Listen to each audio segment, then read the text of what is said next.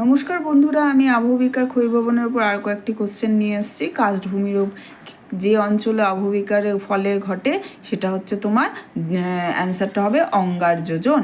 Next number, চুনাপাথরযুক্ত অঞ্চলে বেশি দেখা যায় কি কার্বনেশন। নেক্সট হচ্ছে মরুভূমি অঞ্চলে মৃত্তিকার ক্ষয় হয় বায়ু প্রবাহের দ্বারা।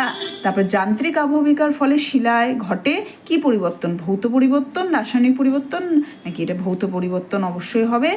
নেক্সট কোশ্চেন আছে, শিলায় শুধুমাত্র আকৃতিগত পরিবর্তন যে আবহবিকার ফলে ঘটে সেটি হলো তোমার নাম্বার বি, যান্ত্রিক আবহবিকার কিন্তু হয়ে থাকে। নেক্সট, বৃষ্টিবহুল ক্রান্তীয় অঞ্চলে দেখা যায় কি দেখা যায়, বৃষ্টিবহুল ক্রান্তীয় অঞ্চলে আমরা কিন্তু রাসায়নিক আবহবিকার দেখতে পাই।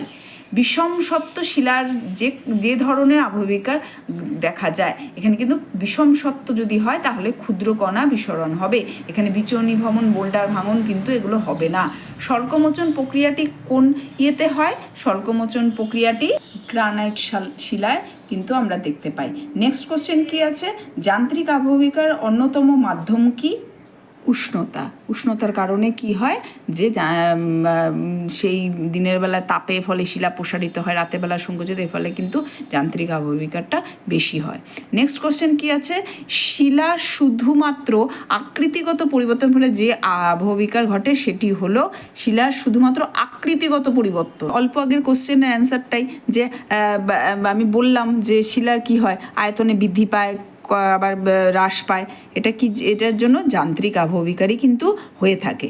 নেক্সট কোশ্চেন কি, উষ্ণ মরুভূমিতে যান্ত্রিক আবহবিকার প্রধান প্রক্রিয়াটি হলো কি হয়, উষ্ণ মরুভূমি অঞ্চলে যান্ত্রিক আবহবিকা, এখানে কিন্তু প্রস্তুরচায় বিচ্ছিন্নকরণ হবে।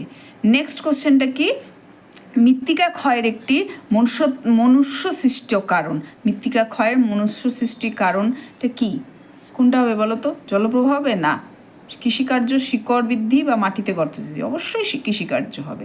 আজকের মতন এতটুকুনি থাক, নেক্সট দিন আরও অন্য কিছু আমি বলবো।